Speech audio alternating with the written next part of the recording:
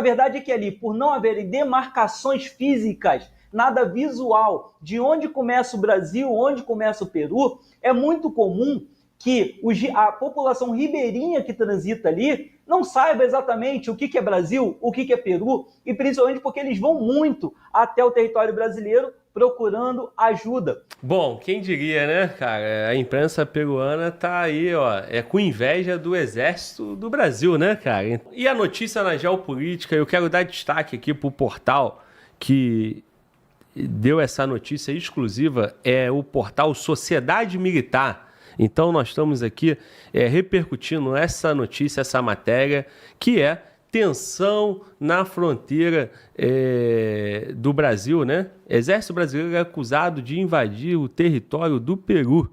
Então, vamos lá. O Exército brasileiro foi acusado pelo governo do Peru de entrar em território peruano e até abordar comunidades indígenas na região de Loreto. O Ministério da Defesa brasileiro nega e diz que a operação foi do lado brasileiro. Bom, você está vendo as imagens aí da fronteira em Brasil, Peru e também Colômbia, né? É uma tríplice fronteira. Ali você tem a região de Letícia, né? Que é a cidade ali dentro do território brasileiro, Tabatinga e toda essa seara. A pergunta que fica é: o Brasil, de fato, invadiu o território peruano? Qual o desgaste diplomático que está aí? Ou se isso é normal, né? Eu me recordo que, alguns meses para trás, viralizou também no Brasil uma imagem da milícia do Maduro dentro do território brasileiro. E ali nós, como brasileiro, cobramos, né, que isso não pode acontecer e que o Brasil tem que ser enérgico numa situação dessa. Bom, Júlio Roque, o que aconteceu aí, cara? Brasil entrou de fato ou aquela região de mata, de selva indígena, o Brasil tem que atuar ali, foi do lado brasileiro? Me explica, Júlio Roque. Glauber, é interessante essa matéria, ao qual eu já participei de operações militares neste local. Então, tenho propriedade para falar. Ali, território indígena, a notícia começa com uma denúncia de indígenas que chega até um representante, um líder dessa comunidade, ao qual vai no portal peruano, um portal de notícias peruano, que solta a notícia como uma bomba para o mundo. Vamos nos situar desse local. Última cidade no Acre, chamada Cruzeiro do Sul, é o local onde se mantém uma população e um controle do Estado. Após isso, nós temos ali, indo em direção ao Peru, a Serra do Divisor, que é uma característica natural do local que forma uma barreira dividindo o Peru do Brasil. Bem, esse local ele é banhado pelos rios Juruá, Juruá-Mirim e o rio Juruá-Mirim e o rio Javari. Então, esses três rios são principais para a gente se montar geograficamente do local. É uma área de difícil acesso, é uma área de selva amazônica, onde os rios são as principais estradas e quando você tem que caminhar pelas selvas, é por trilhas. Então, após essa denúncia de militares brasileiros do Exército Brasileiro invadindo esse território, nós temos que tomar como base o seguinte: primeiro, os militares brasileiros, eles não andam sem GPS e sem carta. Então, as cartas são atualizadas o tempo todo e os GPS que funcionam lá pelo sistema GLONASS dão informações precisas da onde os soldados estão. Então, na minha leitura, eu não creio que houve uma invasão, e sim a utilização da mídia como uma maneira de chamar atenção para o público mundial. Então, pode ter havido uma perseguição, porque essas patrulhas que acontecem nessa região são justamente para defender o Brasil de contrabandos, tráfico de drogas, tráfico de armas e até mesmo tráfico de pessoas. Então, esse aparato que rola dentro dessa localização é um aparato que vem sendo defendido pelo Brasil na utilização de seus militares. Não creio, com minha experiência, não creio que houve invasão. pode ter acontecido uma perseguição a grupos de contrabandistas ou similares e eles terem invadido algum local. Agora, a reclamação de um lado, dentro de um portal de notícias peruano, sendo ventilado que houve uma invasão, é um prato cheio para a geopolítica mundial, Glauber. Muito bom, Júlio Roque. Júlio Roque não só contou pra gente tudo o que aconteceu, como dividiu a experiência dele, né, enquanto militar da Marinha do Brasil, Comanf, né, como o Júlio Roque é. Agora, essa notícia é para criticar o Brasil? Se for, cara, eu fico até feliz, porque eu fico satisfeito de saber que o Brasil tá ali, pelo menos, né? Agora, temos que respeitar, sim, o nosso país vizinho, né? Temos que respeitar a diplomacia, mas bota essa imagem aí do combatente aí, porra, brasileiro na água. Pelo amor de Deus, é isso aí, o Brasil, né? Eu lembrei daquela piada, né, do cara que tá o cara apresentando o tour, né? Ele fala, no 3! Aí o cara já grita, ele, no 3, animal! Eu falei pro Mano Walter, coloca a imagem do militar na água, né? E o Mano Walter vai e bota o mapa, né? Quase que eu falei assim, é na água, porra! É um jornal, Glauber. Eu tô pensando que eu tô no react aqui com o Mano Walter, né, Mano Walter? Mas não, né? Essa interação minha do Mano Walter é pro react. Daqui a pouco, 21h30, estaremos ao vivo no react, tá bom? Rubão, eu fico feliz de saber que o militar brasileiro tá ali, tá na região de Letícia, tá cuidando ali da fronteira e tá trabalhando, porque a gente sabe que muita coisa ruim, muita desgraça acontece e passa por esses rios.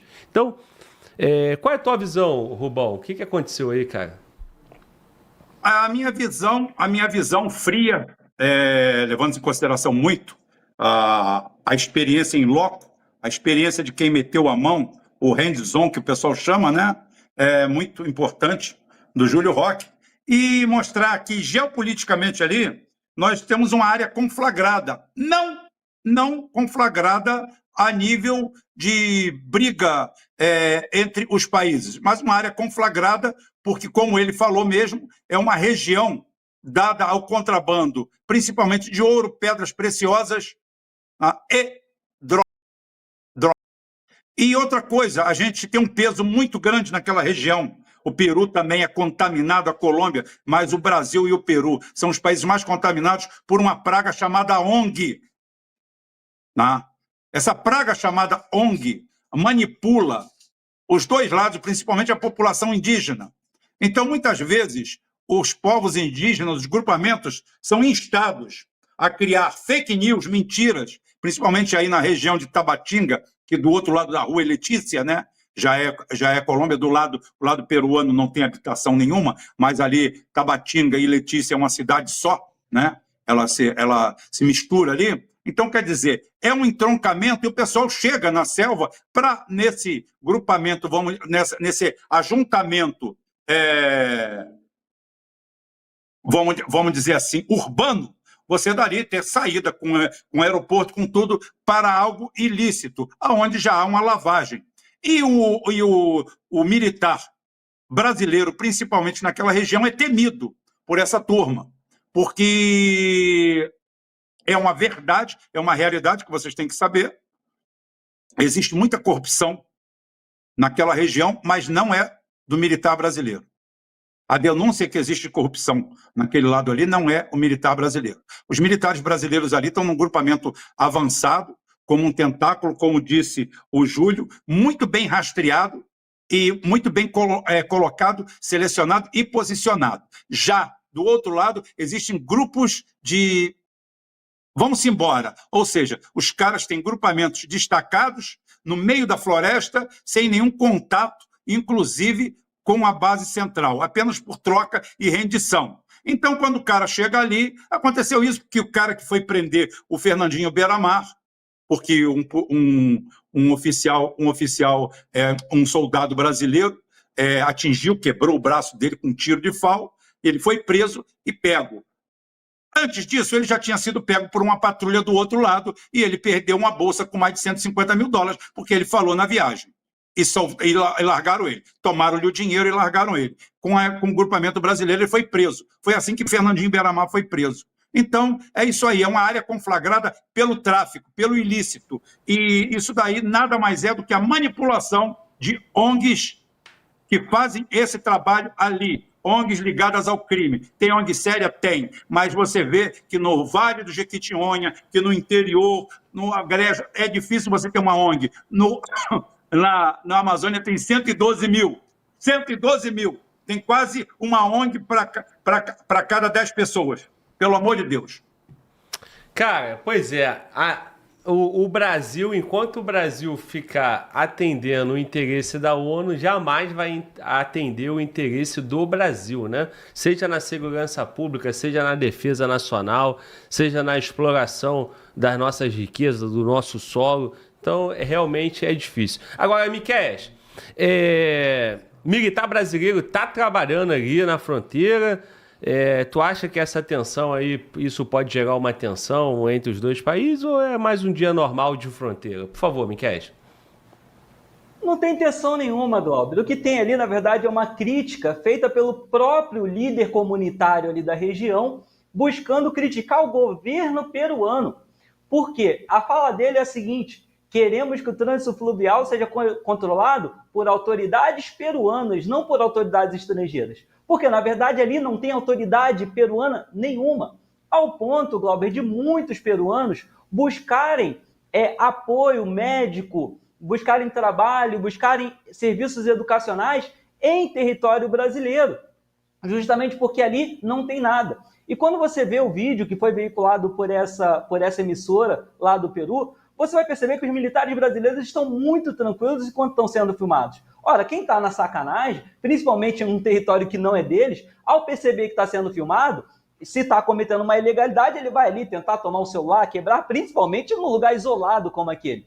A verdade é que ali, por não haverem demarcações físicas, nada visual, de onde começa o Brasil, onde começa o Peru, é muito comum que a população ribeirinha que transita ali não saiba exatamente o que é Brasil, o que é Peru, e principalmente porque eles vão muito até o território brasileiro procurando ajuda. Inclusive, nós temos informações de que lá muitas crianças nascem em hospitais brasileiros e acabam sendo registradas como brasileiros.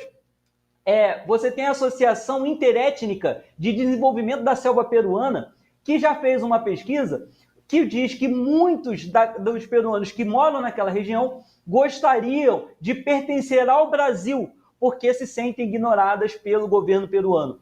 O nosso exército acolhe todo mundo. Nós tivemos essa operação acolhida, muito bem elogiada e muito bem organizada com relação aos venezuelanos, mas isso foi algo assim excepcional, chamou muita atenção pelo volume. Mas o Exército Brasileiro faz isso ao longo de várias comunidades ribeirinhas e apoia qualquer um que chegar. Não é exigido ali um visto. Não, você é peruano, eu não vou te dar uma injeção contra a febre amarela. Você é da Colômbia, da Bolívia, é venezuelano, eu não vou te dar o atendimento médico necessário. Não, pelo contrário. Esse é um padrão do brasileiro como cidadão, esse é um padrão que o Exército Brasileiro estende a todo mundo, fazendo valer o seu lema: braço forte, mão amiga. Braço forte para combater a criminalidade, o tráfico de drogas, o tráfico de pessoas, o tráfico de armas na fronteira, mas também a mão amiga para oferecer tratamento médico, educação, o básico que essas populações muitas das vezes não têm, tanto pelo governo brasileiro quanto pelo governo local. E aí acaba que quem cuida deles é o Exército Brasileiro e a falta de divisões claras sobre quais são as fronteiras acabam gerando esses maus entendidos. Mas isso aí, a fala desse líder comunitário foi muito mais voltada a uma crítica ao próprio governo peruano do que necessariamente a uma intervenção do Exército Brasileiro naquela região. Excelente, Miqueias. Agora temos vídeo da imprensa peruana e eu quero que a nossa audiência assista aí e vamos repercutir mais sobre isso. Por favor, mano, volta. Solta o vídeo aí da imprensa peruana. Estou esperando, por favor. Comunidades nativas ubicadas a orillas del río Yavarí, en la provincia de Ramón Castilla, región Loreto, cerca de la triple frontera, han denunciado que miembros del ejército del Brasil ingresan a territorio peruano para realizar operativos y decomisar productos y alimentos de los habitantes de la zona. Teddy Alvarado, teniente gobernador de la comunidad nativa Nueva Esperanza, exige que el tránsito fluvial sea regulado por las autoridades peruanas y no por fuerzas extranjeras, a quienes acusan de arrebatarles sus pertenencias cuando se dirigen a sus comunidades. Una de las tantas intervenciones por parte de los militares del Brasil fue grabada por una de las víctimas, donde incluso les exigen y les muestren, además que les entreguen sus documentos de identidad. Toma la foto, ya cuál es el problema, te van a escoger esta gente. Moradores de la zona indicaron que este problema viene ocurriendo desde hace varios años, a pesar que presentaron múltiples documentos y denuncias. Las autoridades peruanas no han prestado la debida atención. Por ello solicitan al Ministerio de Relaciones Exteriores que inicie una profunda investigación y establezca un puesto de control peruano en el río Yavarí, en la frontera con Brasil. Esta es una clara muestra de que la frontera peruana con los países de Colombia y Brasil se encuentran en completo abandono por parte del gobierno central, mientras que las Fuerzas Armadas del Brasil invaden nuestro territorio. Los ministros y la presidenta de la República están distraídos en discrepancias con los congresistas de la República. Bom, quem diria, né, cara? A imprensa peruana tá aí, ó, com inveja do exército do Brasil, né, cara? Então, bom, é uma notícia aí, né, cara, ruim pro Peru e uma notícia positiva para nós, brasileiros, né? Entendemos que o exército brasileiro tem que ser até muito mais atuante, né? Mas, Júlio Roque, que é esse vídeo aí? A imprensa mostrou o militar brasileiro ali fazendo uma espécie de abordagem, é isso? Perfeitamente, Glauber.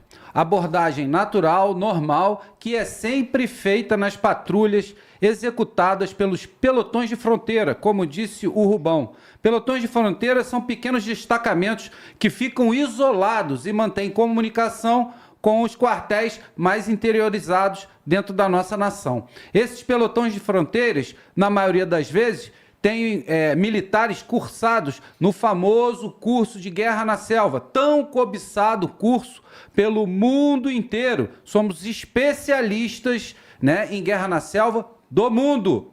Todas as nações, todos os anos, vêm ao Brasil para fazer esse tipo de curso aqui no país. Então, esses militares são altamente habilitados a transitar, a sobreviver e a combater nesses locais. Essas patrulhas são feitas por esses militares. Militares esses que realizam checkpoints nas partes fluviais, né? Montam barreiras para fazer controle do que entra e do que sai no nosso país. Essas fronteiras são muito pouco vigiadas, são terrenos extensos numa magnitude que não dá para se fazer de uma vez só. Então, labutam, né? Sofrem ali com o tamanho e a extensão desses terrenos. E justamente nessa área do Rio Javari, é uma área onde tem tráfico de minerais, que eu esqueci de falar, além do tráfico de drogas, além do tráfico de armas e além do tráfico de pessoas. E sem falar na biopirataria, coisa que eu conheci fazendo operação por lá. Então, são embarcações que estão levando exemplares de peixe que nem foram descobertos. Exemplares de aracnídeos que vão servir para fazer medicamentos que vão gerar bilhões de dólares, que a nação brasileira não vai ver nem um centavo desse dinheiro. É complicado, né, cara? É complicado. Agora, ô Rubão, esse ponto colocado pelo Júlio Roque aí é de interesse nacional, mas também não tem muito barulho aí pra nada, cara, porque uma atuação simples do Exército Brasileiro, nenhum de respeito. E aí, Rubão, o que tu achou? Por isso que eu acho que tem ONG por trás disso. Se você imaginar que Tabatinga e Letícia, cada uma tem um aeroporto internacional, desce qualquer Boeing lá, são aeroportos com pista de padrão internacional, você pode ver que há um interesse muito grande. Por que foram feitos esses aeroportos lá? Mas isso aí não é coisa do Exército, isso é coisa da Polícia Federal, da Receita Federal. Os aeroportos lá têm 2.500 metros de pista. Só para você imaginar, se você for ver Congonhas e Santos Dumont, que são os campeões de movimentação no país, principalmente pela ponte aérea, você vê o tamanho deles, o maior deve ter 1.500, 1.400 e poucos metros, 1.500. Lá você tem 2 aeroportos. E causa estranheza que é o Peru, que não tem nada ali naquela região. É uma tríplice fronteira, mas tudo que você tem de civilização, tudo que você tem de apoio e que você tem de Estado ali é Colômbia e Brasil, não Peru. E eles pedem o Peru para aquilo ali. O Miqueias lembrou muito bem, há também uma necessidade realmente do Estado peruano ali, que o povo peruano ali é ao Deus dará. O colombiano tem Letícia, o Brasil tem Benjamin Constant, tá? Tem Tabatinga ali, tem toda essa estrutura, fora os seus grupamentos de selva. E o Peru ali é meio largado, meio anárquico, essa tríplice fronteira. E, efetivamente, existe uma atuação muito grande de ONGs naquela região, e todas elas ligadas a isso aí. Comércio ilegal, biopirataria. A biopirataria é 100% operada por ONGs. 100%. Estudo biológico é uma coisa. Biopirataria é 100% em cima de ONG. Ninguém precisa se iludir. Tudo que é roubado ali dentro de material genético nosso é tudo através de ONGs. E pode ser que as forças brasileiras tivessem chegado perto de alguém. E ali, principalmente do lado peruano, é muito fácil você subornar as pessoas. Você suborna com comida, você suborna com remédio, você suborna com qualquer coisa. Já não é tão fácil você subornar o ribeirinho brasileiro e colombiano, porque eles têm um apoio do Estado. O peruano não tem absolutamente nada. Absolutamente nada. Foi lembrado pelos colegas aqui da mesa exatamente isso, que o Exército Brasileiro é que faz esse papel.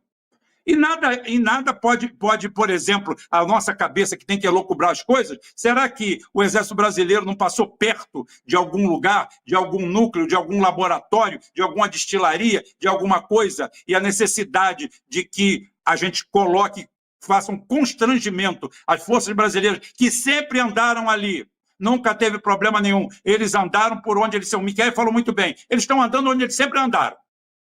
Eles sempre andaram ali, sempre patrulharam. Agora, pode ser que eles passaram raspando perto de alguma coisa. E a chamada para que o Peru vá para lá, pelo menos fazer uma fachada, é exatamente para constranger as forças brasileiras e recuem mais e não façam aquele patrulhamento ali, porque, de repente, tem alguma coisa de podre naquele reino da Dinamarca. Verdade, Rubão, verdade. O principal efeito aí é que o Estado brasileiro proíba, né? Para não causar um problema diplomático, né? Com o Peru. E aí, né, cara, porteira aberta. Miquel, só pra gente fechar, cara, jogo rápido. O alvo tem que ser as ONGs, tem que ser essa biopirataria, como bem explanado aqui pelo Júlio e pelo Rubão. Por favor, Miquel. A gente tem que focar nas ONGs, em todas essas ONGs que podem estar cometendo algum crime ali, falar que o Brasil vai de postura para não criar um problema diplomático com o Peru, não acreditar nisso. Porque o que... Caiu? Tá bom. Júlio Roque, a internet do Miquel oscilou. Por favor, Júlio Roque. Bem, Glauber, eu queria deixar aqui pontuado para toda a nossa audiência, inclusive para os amigos da mesa, sobre a nação Peru. Tive a oportunidade e o privilégio de trabalhar com as Forças Especiais Peruanas, a qual eu tenho grande apreço. Então, vamos pontuar isso direito. Nós não estamos falando aqui de toda a nação do Peru e principalmente dos grandes e bravos guerreiros, meus amigos, das Forças Especiais Peruanas. Estamos falando, sim, de um pequeno pedaço totalmente ermo e sem controle que o país tem ali na fronteira com o nosso país. Onde esse controle, como muito bem dito pelo Miqueias e pelo Rubão, esse controle é feito pelo Brasil e pela Colômbia. Peru, país... que merece respeito, e grande abraço aos meus amigos das Forças Especiais Peruanas. Bom, é isso aí, senhores. Mais um dia de Fala Glauber News. Fechamos o episódio número 21 do Fala Glauber News, 5 de junho, com a participação aqui do nosso convidado do dia, Rubem Gonzalez. Foi um prazer, meu irmão. Recomendo a todos o canal Geoforça, canal do Rubão.